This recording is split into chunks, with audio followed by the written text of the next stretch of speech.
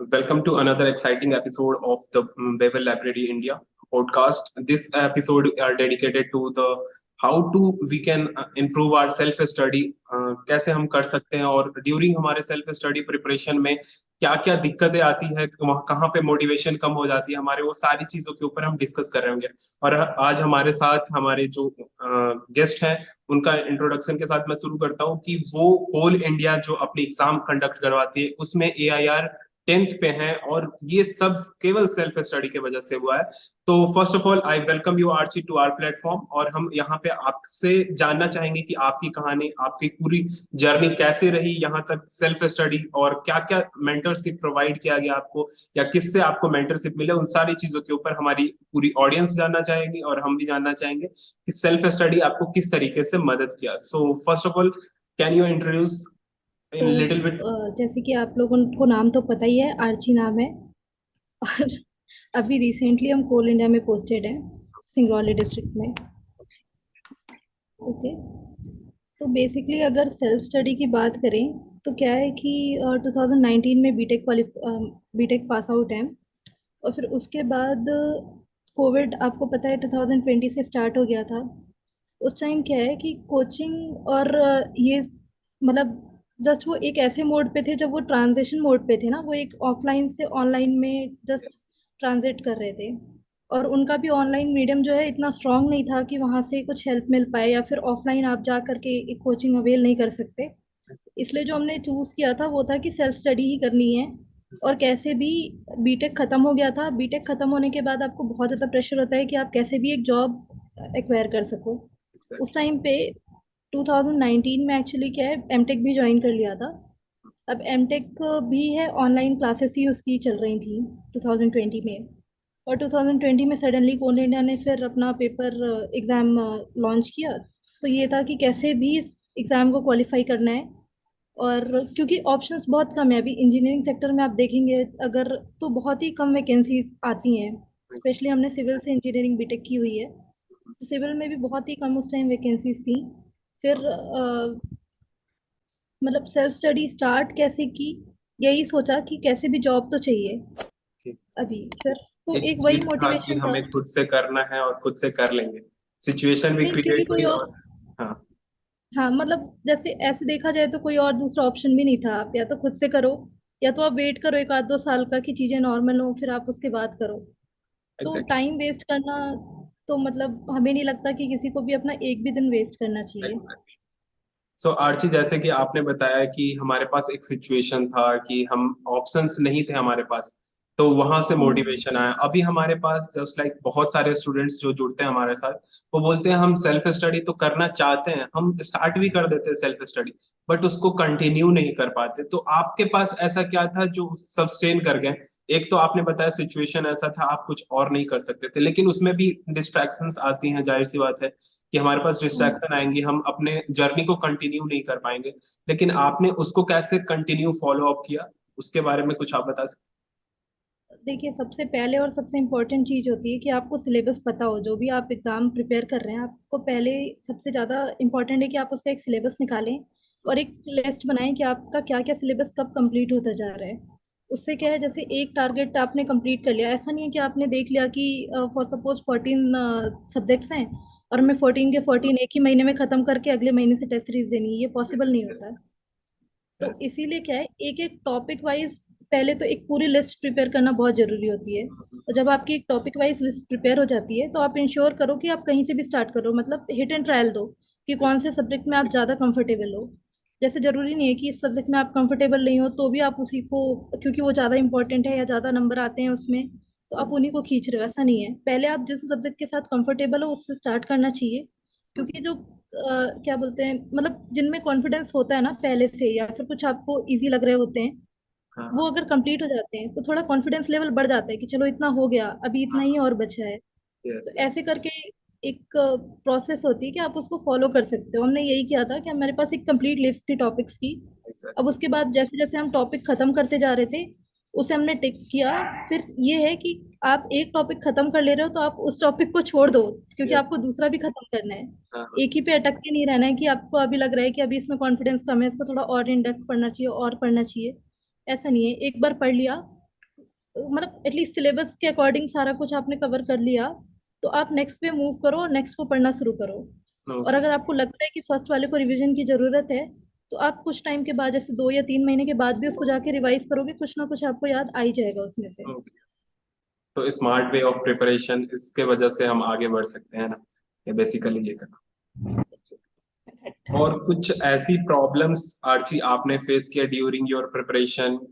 कुछ ऐसे चीजें हो रही थी कि मोटिवेशन अचानक से बूस्ट अप हो जा रहा था, फिर अचानक से मोटिवेशन कम हो जा रहा था, ऐसे कुछ टिप्स जो एक्चुअली में बच्चे सफर करते हैं इससे, तो आप इसके बारे ऐसा में कुछ एक्चुअली होता है, लेकिन ऐसा तब होता है जब आप किसी चीज में कभी अटक जाते हो या कोई चीजें नहीं हो रही होती हैं। बताइए? तो उसके लिए एक बेटर ऑप्शन है कि आप हेल्प हमेशा सीख करने के लिए रेडी रहो, कि अगर आपको हेल्प की जरूरत है तो आप वो मांगो। ऐसा नहीं है कि आपने सोच लिया कि मैं अगर किसी से पूछूंगा तो वो मेरे बारे में क्या सोचेगा, एग्जैक्टली। या फिर तो, तो वो हेल्प एक्चुअली कई लोगों ने की। जैसे कई सारे फ्रेंड्स हैं, कई सारे लोग हैं जो, ऑब्वियसली अगर आप किसी की चीज़ की प्रिपेयर कर रहे होगे तो आपको सेम प्रिपरेशन वाले बहुत सारे लोग मिल जाते हैं यस।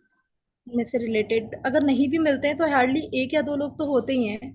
आपको कभी भी कोई डाउट्स आ रहे हैं, और अभी तो मतलब इतने ज़्यादा सोर्सेस अवेलेबल हैं कि हमें लगता नहीं है कि किसी को भी कहीं अटकना चाहिए। अच्छा। हाँ। मतलब आप थोड़ा सा ट्राई करोगे, थोड़ा बहुत भी ट्राई करोगे, तो आपको एक चीज उस पर्टिकुलर टॉपिक में मिल ही जाएगी। एग्जैक्टली। सो बहुत ज्यादा एग्जैक्टली सोर्सेस जैसे आपने बहुत बताया ज्यादा कि है। हाँ, सोर्सेज हमारे पास बहुत ज्यादा है।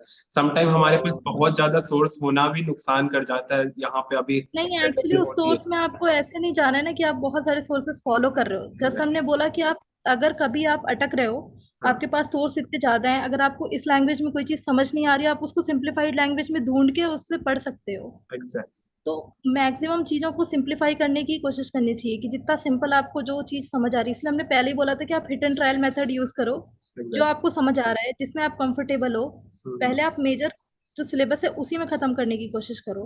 लास्ट लास्ट में जब आपको डिफिकल्टी आती है ना, उस टाइम तक आप बहुत ज्यादा प्रिपेयर हो जाते हो। फर्स्ट तो एक सिटिंग कैपेसिटी को लेकर के, जैसे यस। अगर आप पहले से ही एकदम हार्ड टॉपिक्स चूज कर लिया और आप फिर अब आप कंटिन्यूअसली 5 घंटे पढ़ भी नहीं पा रहे हो, तो उसमें लोग फ्रस्ट्रेट हो जाते हैं। तो एग्जैक्टली। पहले तो आपने इजी इजी पढ़ा, जो आप 1 आध 2 घंटे में 3 घंटे में कवर कर सकते हो। उससे थोड़ा टाइम बिल्डअप हुआ, और होते होते आप जब 5 घंटे दे पा रहे हो, उस टाइम पे ही आप हार्ड टॉपिक्स को लाओ।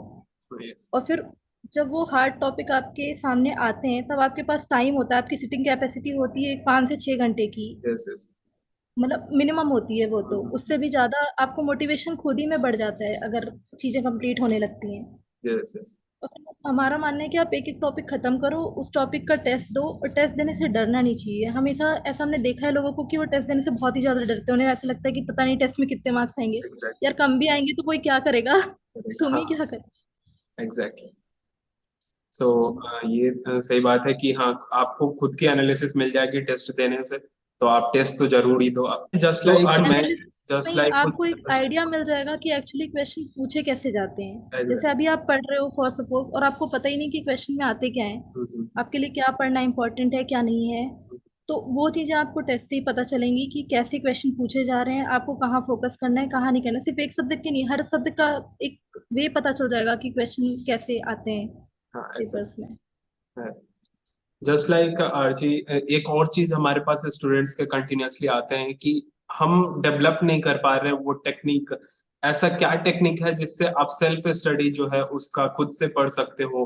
खुद वो मोटिवेशन कैसे आता है? जस्ट लाइक देखिए, आपने सेल्फ आप स्टडी का मोटिवेशन। मतलब ये नहीं, देखिए सेल्फ स्टडी का मतलब कभी भी ये नहीं होता कि आप किसी के वीडियो लेक्चर्स नहीं देख सकते, या फिर आप कोई चीज अवेल नहीं कर सकते। अगर आपको लग रहा है कि वो आपको खुद से समझ नहीं आ रही है पढ़ के, आप उस टॉपिक के रिलेटेड एक वीडियो देख सकते हो। बस आपने टॉपिक कैसे भी खत्म करना है, कैसे भी उस टॉपिक को समझना है, और कैसे भी उसे सिंप्लीफाई करना है। एक तो पर्सपेक्टिव यही होना चाहिए। सेल्फ स्टडी का मतलब ये नहीं है कि आप बिल्कुल ही वीडियो मत देखो, सिर्फ बुक से पढ़ो, तो वो नहीं होता है। वो मिसकॉन्सेप्शन जो बन जाती है ना कि मैं किसी को नहीं फॉलो करूंगा, बस खुद से पढ़ते जाऊंगा, हाँ वो एक गलती हाँ, है। यस। वही। अगर आपको लगता है कि आपको नहीं समझ आ रहा, आप बिल्कुल यूट्यूब पे ही सर्च कर लो, पता नहीं कितने सारे वीडियोस हैं हर एक टॉपिक पे।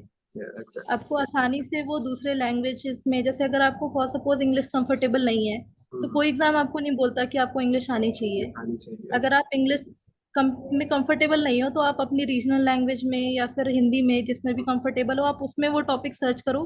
कोई ना कोई टीचर आपको उस टॉपिक में बता देगा और आप इजिली उसको मतलब समझ सकते हो। तो ओके। और Archi, just like self study के लिए समटाइम हमारे एक मेंटोर भी जरूरत होता है कि हाँ हम सेल्फ स्टडी तो कर रहे हैं बट सही डायरेक्शन में हम जा रहे हैं या नहीं, इसके लिए आपका क्या ये गाइडेंस था, या कौन आपके मेंटोर थे, किस तरीके से वो गाइड करते थे आपको? हमें लगता है कि बहुत ज़रूरत से ज़्यादा चीज़ें नहीं पढ़नी चाहिए। कोई भी ऐसा एक मेंटोर हम नहीं बोलेंगे कि कोई भी एक मेंटोर था। हाँ। लेकिन जैसे एक हमारा एक फोकस ये है कि आपको कैसे भी सिलेबस ख़त्म करना है।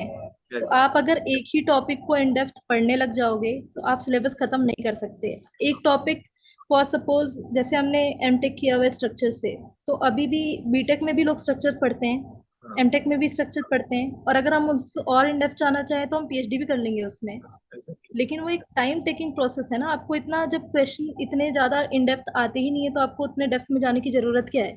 Yes yes. तो एग्जैक्टली। इसीलिए क्या, मतलब मोटिवेशन जस्ट यही था कि सिलेबस खत्म करना है। आप इस पॉइंट को लेके स्टिक करके रखो कि आप एनी हाउ सिलेबस खत्म करना है। अभी हमने लोगों में एक चीज देखी है कि वो सिलेबस ही नहीं खत्म कर पाते, लास्ट तक उनके सिलेबस खत्म नहीं होते हैं।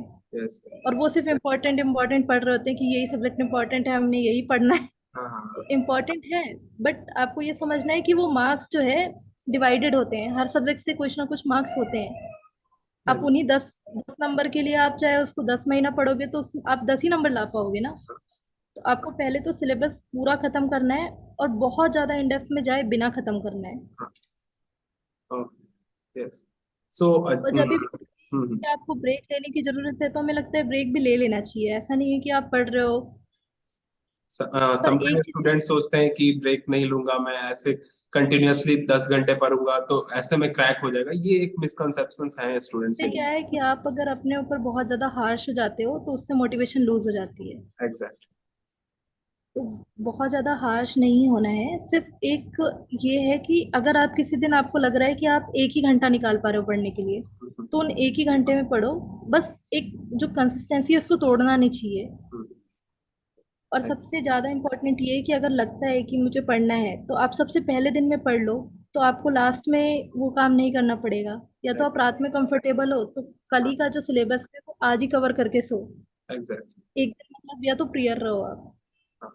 अब जैसे कल कुछ इम्पोर्टेंट काम हो गए, जैसे अभी हम खुद भी एक स्टूडेंट है, मतलब स्टूडेंट हम अपने आप को समझते हैं एक जॉब के साथ भी।